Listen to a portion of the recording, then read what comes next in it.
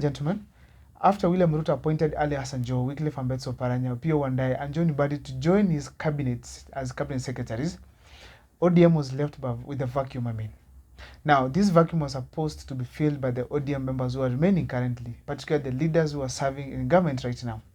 So therefore, the ODM members have been getting themselves warming up to occupy these seats.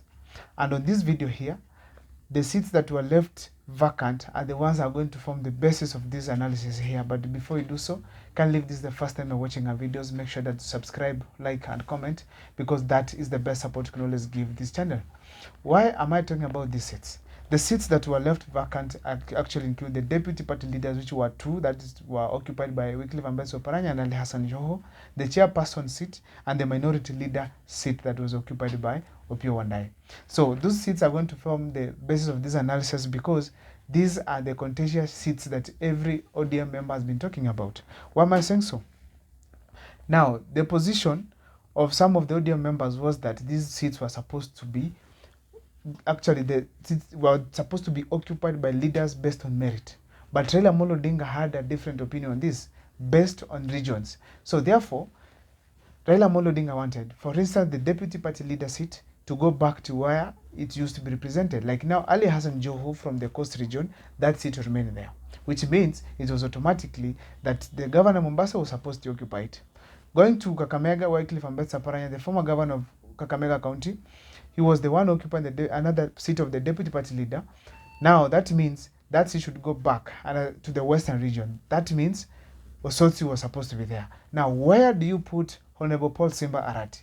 That is going to form the basis of this argument on this video here. The reasons being, the kisii members of parliament have been coming up with some allegations about the ODM party, some of them threatening to quit the ODM party come 2027 and have their own party, particularly even revive the fourth people that was led by Simeon Nyachae during his time. Why am I saying so? Now, today in the morning, I listened to Anthony Kibageni, one of the members of parliament from the Kisii region, and whatever he was saying, it is what I want to analyze on this video here. Make sure that you listen to the end. Now, this is what Anthony Kibageni was saying. First of all, he had to register that he was dissatisfied as an individual on what ODM did, particularly Raila Amolo Odinga. He revealed that they had a meeting with Raila Amolo Odinga and they listened to him carefully and made some demands. He gave the arguments of Raila Amolo Odinga, one of them being the regional balance of the ODM seats, particularly the party leader seat, deputy party leader seats, where he said they have to go back to where they came from. And this gentleman added one simple thing that caught my attention. Honorable Paul Simba Arati was just brought in as a result of the noise that was made by the ODM leaders from the Gusii region. Now, why were they supposed to make noise? First of all, Simba Arati is one of the topmost ODM leaders as we speak right now in the country. If you look at it based on merit, Simba Arati is the most qualified to lead, not just as a deputy party leader, as the party leader of ODM. Why am I saying so? I've done a video that I've talked about why Simba Arati should be the deputy party leader. You can kindly go and check in one of my videos that I did. Actually, it's not even 4 days ago. You can see that video and you'll be able to learn the reason as to why I said Simba Arati should be the party leader of ODM. Now, Simba Arati, let me take you back slightly. Simba Arati was appointed as the vice chairperson of the ODM party. Personally, from my side, when I looked at it, I felt like Simba Arati, he does not deserve to be the vice chairman. Vice chairman? No. Why am I saying so? Ever since the devolution started in 2013, we've been having so many leaders being elected in Kisii. But now, to be specific, in Kisii County, the only ODM leaders that have been elected is simply just two. Actually three. The senator, the governor, and the women rep. Now, checking on the members of parliament, we've not been having any ODM member of parliament from the entire Kisii County. But Simba Arati isn't coming back to Kisii. Simba Arati coming back to Kisii to vie for the gubernatorial seat.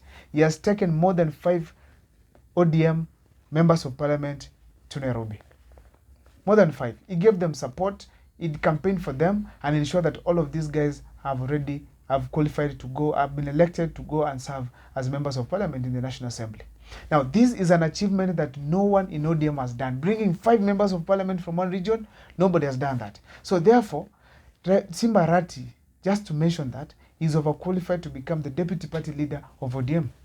But still, Raila Amolo Odinga, during his analysis, during his, of course, opinion, during their meeting with the members of parliament from the Kisii region, under the ODM party, He said that these parties are supposed to go, this leadership has to go back to where the guys who left were. That means the one for Western and the Coast region. He did not feel the essence of bringing Simba Arati into the deputy party leader position. And now, after these guys had insisted, the members of parliament of Kisii had insisted that now, no, they have to appoint Simba Arati, that's when Raila felt now, let them give him as the third deputy party leader, which is not making any sense, because why do you have even two deputy party leaders? Why do you have three deputy party leaders? Now, people are saying it was just put there for the sake because of the complaints that were raised. Now, according to Raila Amolo Odinga, it was the right decision. But the members of parliament from Kisii, like Anthony Kibagendi, who said it very clear, they were dissatisfied by Raila Amolo Odinga's position. Now, going again to the National Assembly, Anthony Kibagendi himself wanted to become the National Assembly minority leader. But, of course, he even revealed that he had a discussion with Junet Mohammed, and he disclosed very well that they had agreed and they were going to be considered. But now, the minority seat went to Junet Mohammed, and Anthony Kibagendi was left there without any seat in ODM party. He didn't just stop there. He went ahead and said that there are people who have been in the ODM party who have been voting yes while they are voting no. It's time for them to be considered to be given those seats now for those who are voting yes, because they were doing so against the party. But Raila Amolo Odinga gave a funny response and said that if these guys are deregistered from that position, those positions, then they were going to lose the support of the people from those particular regions. And that showed very well that still the efforts of these Kisii leaders were not appreciated by the ODM party. Therefore, Anthony Kibagendi went ahead to say that now they are dissatisfied with what is happening in ODM, and if it's possible, come in 2027, they are going to sit down as all the members of parliament from Kisii region, that 13 of them, to come up with their party and actually go with the party to the National Assembly, which is going to be the bargaining power when it comes to any person who wants to be the president or even who shall have won the presidency come in 2027. Considering all this, the members of Kisii Parliament, of course, the members of Parliament from Kisii haven't all given their opinions, but when Anthony Kibagendi was speaking, I felt like this gentleman was speaking on behalf of his friends who are coming from the Kisii region. Simba Arati has not come out, of course, to speak about this, but I feel strongly that Simba Arati personally is dissatisfied. When he was appointed as a vice chairperson, it was dissatisfying because Simba Arati was overqualified. John Mbadi did not bring anything to the ODM party, except being loyal. Simba Arati has been loyal and has been bringing members of parliament, but he was deputizing John Mbadi, which was wrong. So therefore, ODM party has not been able to recognize the efforts that have been made by some of these Kisii leaders. Now, if you look at things very well, the ODM party, having these members of parliament from Kisii, all along, they have not really taken the people from the region seriously when it comes to the leadership of the party. It is Simba Arati who was given the seat that at least makes some sense, that is being the vice chairperson. And of course, you have Bosire, who is not a member of parliament, who has been serving as a treasurer all through, a seat that no one even understands whether it is there or not. Particularly, that's a job for him, maybe to earn a salary here and there, but he has not been playing any serious politics. You can see he has a huge influence within the ODM party. So therefore, from where I sit, I feel strongly that the allegations that were being raised by Anthony Kibagendi, the MP from the Kisii region, they are very true, and that the ODM party needs to wake up and ensure that they have solidified their base. Raila Amolo Odinga has to ensure that there is no disintegration in the ODM party. If it happens, that means Raila's bargaining power even in 2027 shall have gone down.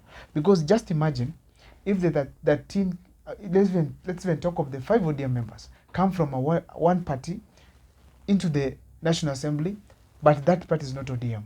That means ODM shall have left 5 gentlemen who could have, or women, who could have fought for the party at any level in the national platform. So therefore, if Raila Amolo Odinga is not careful, and I want to give this unsolicited advice, they are going to take advantage, especially now that he's not going to vie for any seat, form their own party, and going forward, according to what I heard from Anthony Kibagendi, they are suggesting Simba Arati, because of his strength, to lead this party come 2027.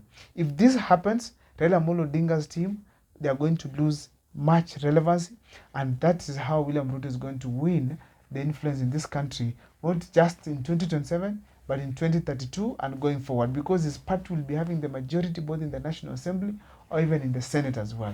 That is my video there and there. If this is the first time you're watching my videos, make sure that you subscribe, like, and comment, because that is the best support you can always give this channel. Please keep following the analysis that we do here, and kindly make sure that you subscribe after watching or even before watching these videos, because that is the best support you can always give us. My name is Abel Mokwa. See you next time.